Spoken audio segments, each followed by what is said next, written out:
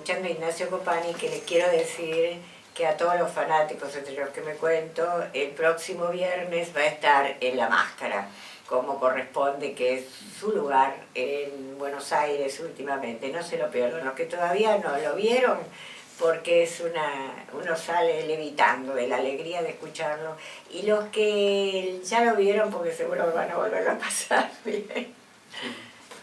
Bueno, y acá estamos. El querido invitado que tengo ahora en Periodismo en Emergencia es Carlitos Sudarovsky. Bueno, muchas gracias por la invitación. No, muchas gracias por la amistad. Eso principalmente. Eso más que nada, No, pero más que nada es una... Yo le digo, quiero contar esto, siempre le digo a Nora, ¿para cuándo vas a escribir tus memorias? Son varios los que están reclamando.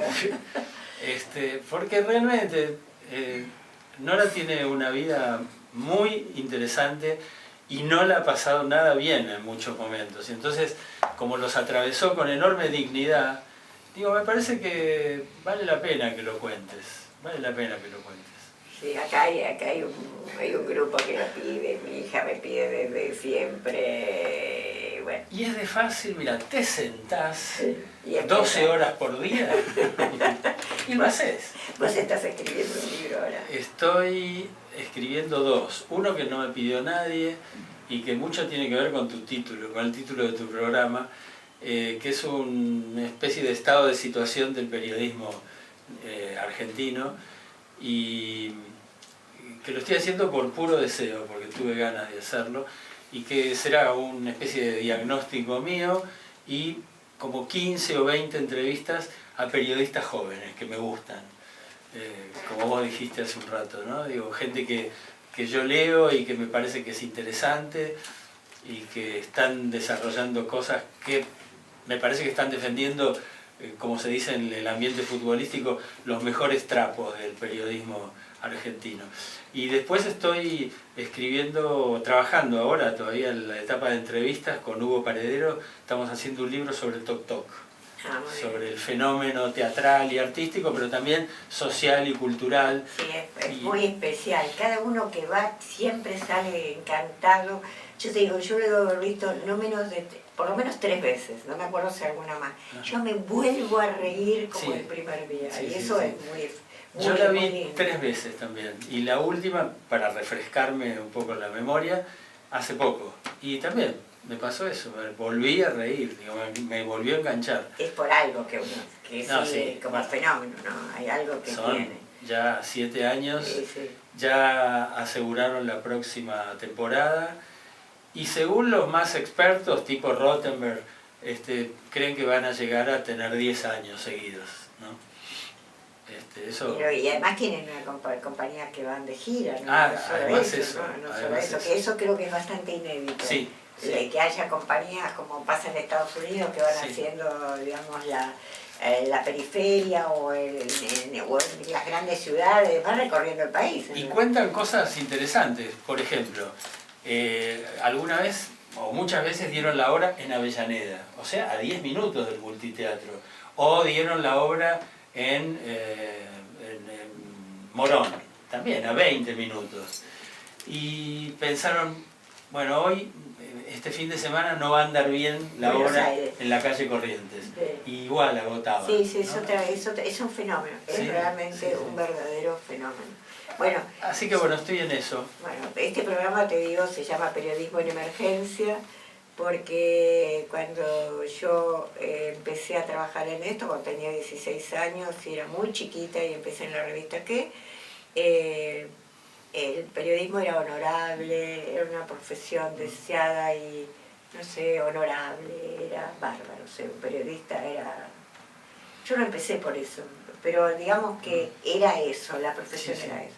Después con los años se hizo realmente muy peligrosa, como sabes, y te toca la general de la ley.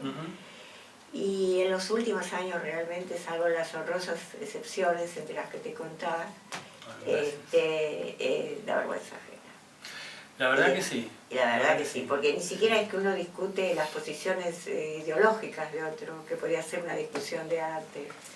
Pero si no, ahora es la cosa de casi ser sicario, ¿no? Sí. o los que solamente piensan en enriquecerse, o los que están al servicio de alguien, realmente manejando su poder, Sí. o cooperando con su poder. El libro que estoy haciendo lentamente también va a tener como un capítulo de autocrítica. Creo que nos debemos una autocrítica también, ¿no? Por haber ido aceptando un montón de cosas que no debíamos haber aceptado, ¿no? Y creo que lo peor que nos pasa, esto que entre otras cosas nos coloca en emergencia, es la precarización, ¿no? La precarización laboral es impresionante. Impresionante. Y no es de ahora, yo la ubico cuando el fracaso del primer perfil, el perfil diario, digamos, no este perfil periódico. Bueno, ahí me parece que la gente empezó a pensar, los empresarios periodísticos empezaron a pensar, ¿por qué si les pasa esto a los Fontevecchia, por qué no nos va a pasar a nosotros?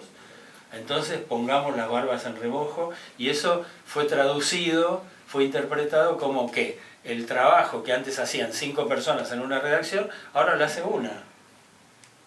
Fenómeno no tan nuevo, porque digo, si vos vas a un banco y tenés que morfar una cola de 40 minutos, es también por eso, porque antes había 5 bancarios y ahora hay uno para atender. Bueno, Y además creo que empezó tal vez antes, en la época, yo creo que la dictadura se demostró que para seguir las instrucciones de cualquier secretaría de prensa de cualquier gobierno, el cadete lo podía hacer. Yo creo que ahí empieza un poco, digamos, a funcionar algo. Sí. Después, y yo creo que el menemismo, al final de Alfonsín y después el menemismo, hicieron esto de que inventaron la facturación del periodismo, ¿no? O sea, que ya nunca tenés relación de dependencia, que el convenio no se cumple, que vos trabajás 10 años en un lugar y seguís siendo un tipo que presenta una facturita todos los meses. Sí, sí. ¿Cómo sabés? porque lo vivo y porque ha sido ese proceso, ¿no? Sí, sí. Y los que siguieron con la relación de dependencia con sueldos de hambre realmente. Sí. Sí, para seguir con el beneficio de la relación de dependencia, los sueldos realmente muy malos. Así es. Y yo creo que todo eso, y después están los que ganan mucho, no solo porque los contratan por mucha plata, sino porque además tienen participación en la torta publicitaria. Es decir, hay una diferencia. La brecha entre nosotros es la brecha entre los que estamos de un lado del pelotón y los otros es inimaginable. Se trata de una grieta muy antipática. Muy antipática, sí, que no nos conduce a nada. Te digo, es muy difícil. Hace años, además, por ejemplo, eso también, que no está mal, digo, reconocerlo. Hace años que yo no cobro aguinaldo, digo, me encantaría volver a cobrar un aguinaldito. ¿Qué te parece? Yo volví a cobrar en este tiempo que trabajé en La Plata, pero hacía años que yo no cobraba aguinaldo en mi vida. Claro, es tremendo, una cosa que es una ley para todo el mundo. Uno hace trabajo durante años en empresas y no te reconocen esas cosas. Y bueno, y encima están ocurriendo cosas como que radios muy queridas como Radio del Plata, de pronto están, no sé si mal manejadas por empresarios ineficaces o qué, pero están todo el tiempo al punto del quebranto. Sí, ¿no? Sí. Y aún así, mirá vos qué curioso, digo, aún así la radio va cuarta.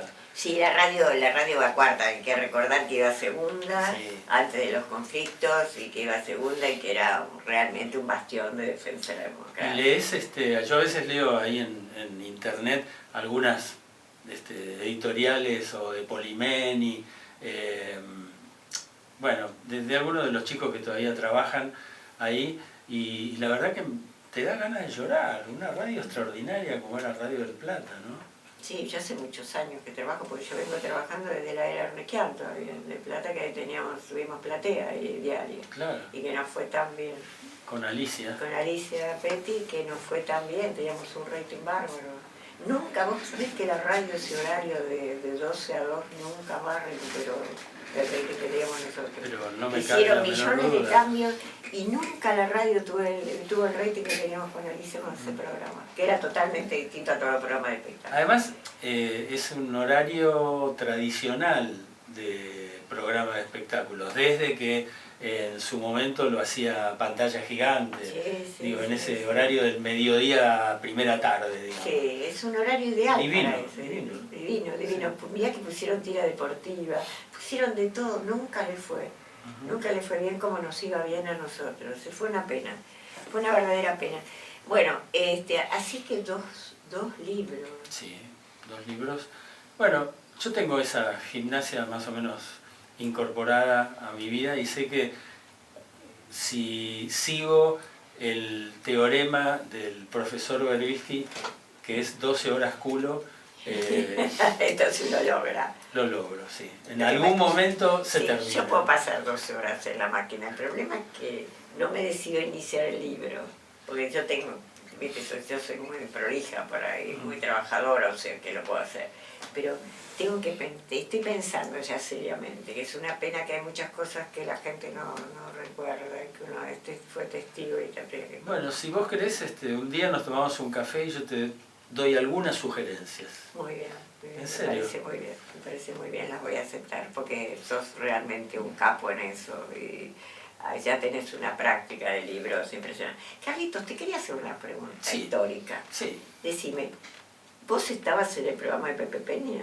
Sí, claro. Ahí, bueno, ese es uno de los momentos previos, fue que nosotros... La noche del domingo. La noche del domingo. Sí. Porque yo fui a ese programa y fue invitada, creo que vos hiciste la sugerencia de invitarme. Puede ser. Porque es una de las cosas que cuando me acordaba de eso, a ese programa a esa noche que fui yo, fue Nacha Guevara, que todavía me parece que estaba cantando en el Ditela. Y nunca me olvido porque tenía un sombrerito de red como lo de los bebés. Nunca me olvido de esa noche. ¿Y yo sabes por qué me invitaron? Porque yo era la jefa de prensa de una organización de boxeo que venía a hacer de la competencia Luna Pared, de las cosas raras que yo he hecho en mi vida. Recién me acordé pensando en que te iba a consultar, pues yo tengo la idea que estabas vos y estaba Mario Mactas y Hamlin. Y Hamlin. Sí. 1965, Canal 7, sí. 22 horas. Y ahí trabajó Paenza, trabajó trabajaba Blackie, no sé qué hacía, pero era un programa de deporte, trabajó Pinky. Sí, fue un programa único, sí, que realmente rarísimo. Y a mí, digamos, me contrató Pepe Peña por alguna nota que había leído mía en Confirmado, que fue mi primer trabajo importante, digamos. ¿Pero ahí en ese momento estabas en Panorama vos? No, en Confirmado. En Confirmado. Y entonces él me mandaba a ver un partido de fútbol que no era el partido más importante del domingo. En esa época se jugaban todos los partidos a la misma hora el domingo. El domingo, todos a la misma hora. Sí. No había nada de eso. No había intervención no había habido la brutal intervención de la televisión que vino después, ¿no? Muchos años después. Y entonces me mandaban a ver, suponete, Atlanta y Huracán, y yo tenía que comprometer a un jugador. Ese era mi trabajo, era ver el partido, ni siquiera para comentarlo, porque no me pedían... Tenía que producir un jugador. Producir un jugador para el programa. Y entonces iba después a los vestuarios y arreglaba por ejemplo, con Néstor Herrera, que era el arquero de Atlanta, ¿no? Bueno, sí, pasé un lindo momento. Era lindo, era muy atractivo porque era muy distinto para ese momento. Pero aparte el personaje que era Pepe Peña. No, el personaje que era Pepe Peña, sí, era increíble, sí. Era realmente increíble. Pepe Peña además que era un tipo que venía de escribir en el gráfico, en la época en que escribían Pepe Peña, Panzeri y Lasati, eran Panzeri, que era... Sí, fue un gran momento del gráfico, de la revista El Gráfico, y entonces... él también, como era muy agresivo, recibía muchas críticas. Y entonces una de las críticas, desafío que recibía era, bueno, a ver si venís a ser director técnico de algún equipo y a ver si seguís pensando y por eso fue y después fue director técnico de Huracán. Huracán, 3 partidos. Y fue un fracaso. Brutal. Brutal. Y bueno, y después él siguió como comentarista, con sus apreciaciones, ¿no? Fulano juega con un balde en la cabeza, bueno, sí. Bueno, y hablando de gracioso otros, y agresivo, ¿no? Sí, pero era gracioso y creativo, era muy creativo, sí. muy, como periodista era muy creativo. Sí. Yo quería también, aprovechando que estás vos... Perdón, y ese año, 65 también, al año siguiente en realidad, ahí la conocí a Pinky, y al año siguiente fui productor de Pinky en un programa que arrancó en el nuevo Canal 2, se llama Feminísima. Ah, me acuerdo de eso, pero en una época totalmente brillante. 66, y además 66. El Canal 2 arrancó como un canal diferente, Sí. era... Solo que no se veía, ¿te acuerdas? Sí, me acuerdo perfectamente que el problema era que no se veía. Yo quería recordar, hablando así de gente que no pensaba como uno, pero que uno podía estar con ella, y qué sé yo, Antonio Carrizo. Y otros más. Pero el fenómeno Carrizo. No. Carrizo era un tipo casi de derecha, te diría yo. Y sin embargo, Pero cuando Carrizo... vos volviste, yo me acuerdo que cuando vos volviste de México, vos venías al programa y él te hacía el aguante hasta que él trataba de ayudarte a conseguir laburo. No solo eso, sino que me consiguió muchas cosas. Pero muchas. Por eso era... Por ejemplo, en el 76, cuando digamos, cuando volví la primera vez de México, después me volví a ir en el 77, en el 76 él me consigue. Le digo, che, habría que hacer un libro, son 25 años de la televisión argentina. ¿Sí, en serio querés hacerlo? Sí, quiero hacerlo. Y entonces me consigue un contacto con la editorial Hachette, en ese momento existía la editorial Hachette, y hice el libro. Mi segundo libro es Televisión Argentina 25 años después. Y en la tapa está con el asesoramiento de Antonio Carrizo. Pero por eso, era una persona que ayudaba a la gente. Yo me acuerdo que tipo súper generoso. Súper generoso, y sobre todo con gente que no tenía nada que ver ideológicamente, porque eso hay que resaltarlo en estos momentos, claro. Que el problema es que la gente no es idónea, la gente no es generosa ni solidaria, pero además no sirve, no tienen integridad. Porque Carrizo sí tenía integridad. Sí. Yo me acuerdo que cuando Pérez Esquivel le dan el premio el Nobel de la Paz, la radio dice no, él quiere entrevistarlo y la radio dice no. Y Carrizo largó el micrófono, se fue a la calle y dijo, yo a esta radio no vuelvo más y yo no hago ese reportaje. Y ese reportaje se hizo. Y se iba. Pero aparte, digo, el tipo... Si uno pudiera, si alguien hubiera guardado muchas de las cosas que hizo Carrizo, Carrizo hizo un aporte a la cultura popular extraordinario. Por ejemplo, eso que hizo con Borges.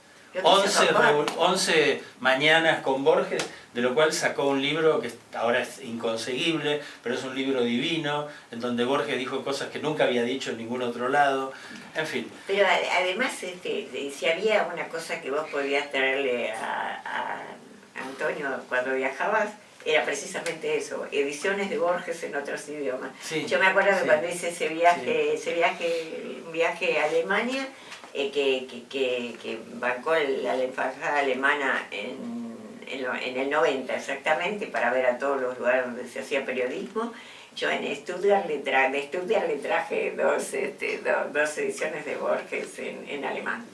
Y era alguien, todas las cosas que hizo con Nini Marshall, que Nini Marshall nunca, todas esas grabaciones que hacía, esas series de reportajes que eran maravillosos. Después otra cosa que creo que la estuvieron pasando ahí en el canal Volver,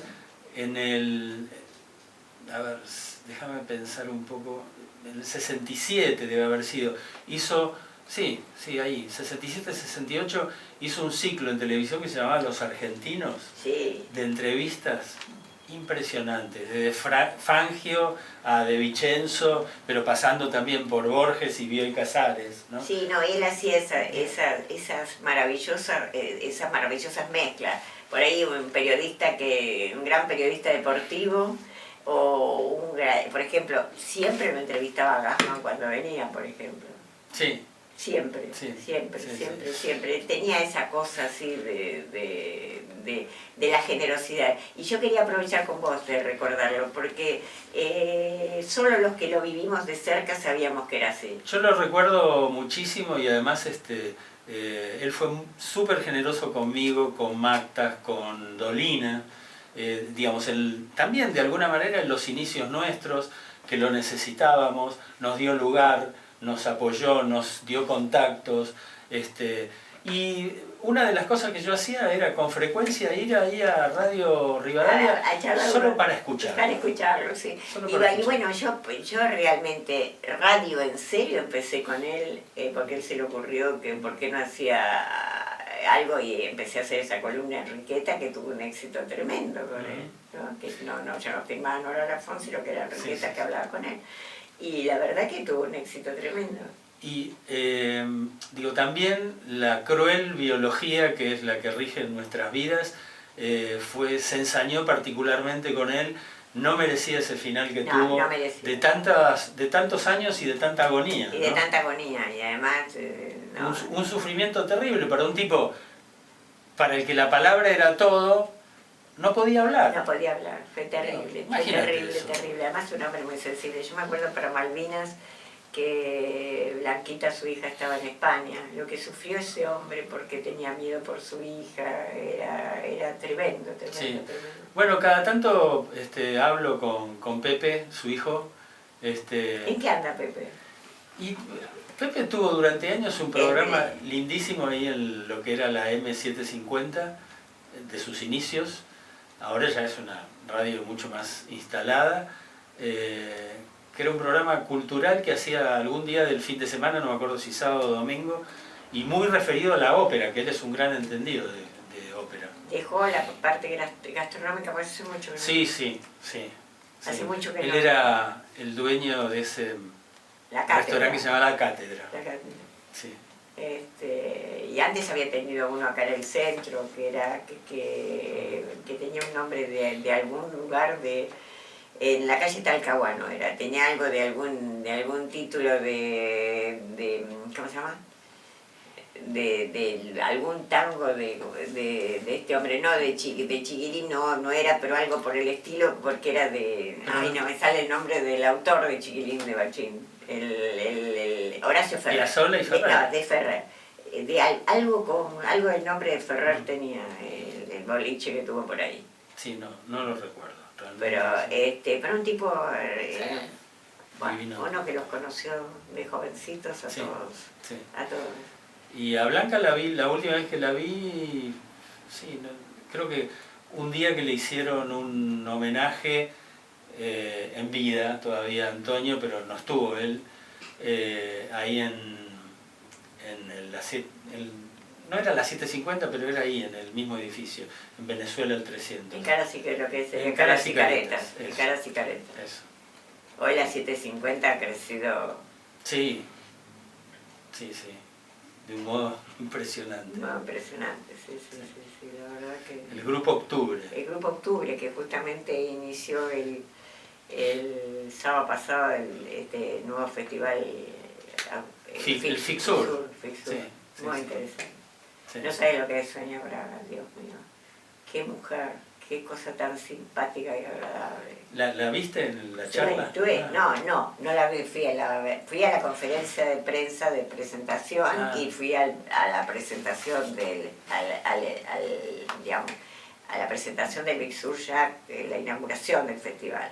Y ella en la conferencia entró, nos abrazó a todos, y dice, yo hablo portuñol, pero es tan graciosa, tan poco diva, ¿no? Y la inauguración también estuvo genial, el discurso que hizo, fue muy gracioso. Me encantó su película, Aquarius, tan actual. Sí, ella dice que es como que le planteó una nueva forma casi de su carrera, ¿no? Esa película. Y me encantaría, después que vi la película, digo, me encantaría conocer Recife, que nunca fui a Recife, y uno va a Brasil, pero a los lugares más tradicionales, ¿no? Me encantaría ir a Recife. Ahora es una mujer, que, viste, en el Festival de Cannes que puso el cartel Foratemer, viste, es una mujer, Sí. además una mujer valiente, ¿no? Es decir, Sí. no, Sí. que da gusto eso, cuando alguien que vos te cae tan bien, que además tenga una postura buena hacia la vida, ¿no? Claro, claro. No, ella encantadora.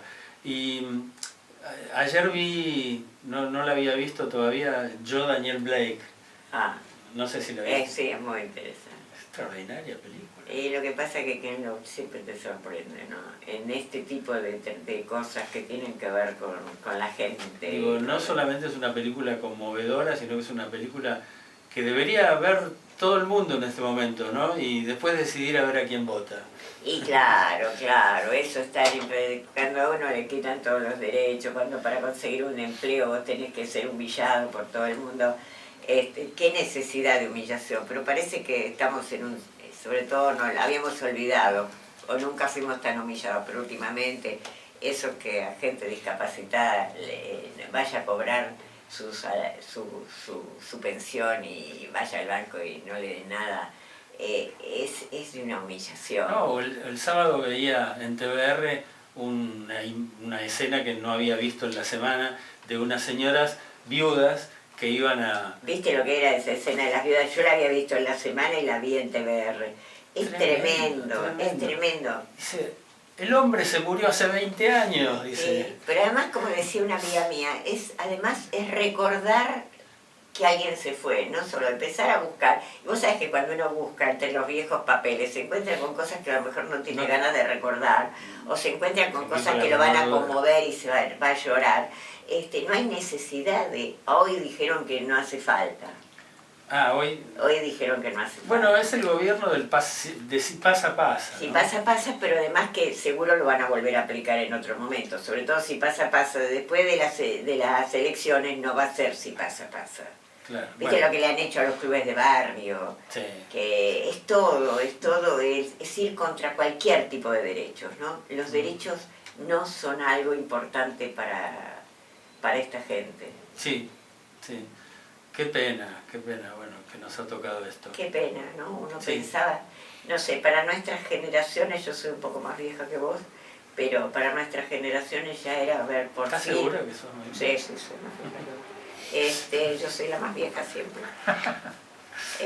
Siempre era la más chiquita y de pronto pasé a ser la más vieja. Pero la verdad es que... Bueno, pero no lo digas. No me molesta. Lo que pienso es cómo se puede ser tan tremendo, ¿no? Hoy decían con razón que esa escena del señor que estaba subido al árbol y todo el mundo tratando hasta de darle plata para que se bajara, ¿qué es lo que creen que hay que hacer? ¿Viste? Pero además le daban 50 pesos. 50 pesos. Y yo cuando lo vi el otro día en TVR decía, pero ellos creen que es boludo, ¿no? Es loco. Es loco. Pero además que el hombre, claro, estaban todos ahí porque les arruinaba el hombre ahí, el operativo ese que viste que... Que era en la Villa de Flores, ¿no? La Villa de Flores, creo que era, sí. Entonces les arruinaba el operativo de exhibir lo que habían conseguido, ¿no? Claro. Entonces el hombre les estaba... Y además para eso, para exhibir eso, estaba hasta la ministra de Seguridad, ¿viste? Esa necesidad de ir a poner la cara donde no hay que ponerla, donde no existe eso.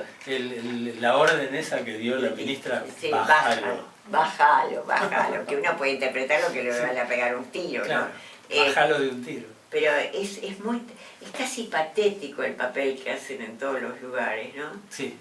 Es muy desagradable ver. Yo digo, tengo que preguntarle a un jurista, decime, para hacer un allanamiento, tiene que ir disfrazado como van disfrazados, porque hoy estaban allanando la sede de Canillita, del gremio Canillita. ¿De Plaine? Sí, estaban hoy seguía, desde la mañana y seguía. Estaban todos formados delante de la gendarmería, con los cascos, las cosas, y rompen la puerta. Cuando uno uno no rompe la puerta después que no le permitieron entrar, no tiene que golpear, mostrar la ley de mostrar el documento y después entrar. La orden de allanamiento y después entrar. ¿Por qué hemos cambiado esto? Porque si dijéramos, hay grupos armados, delante vos por ahí podés... ¿Y por qué se sabe por qué lo castigaron a Plaini? Porque lo castigaron a Plaini porque parece que no era la documentación que presentó para la elección, no era la correcta. Una cosa, yo el otro día recordaba, viste, estos 3 años en suspenso que le dieron a Vudú, ¿no? Sí. Por la adulteración del 08, o como se llama.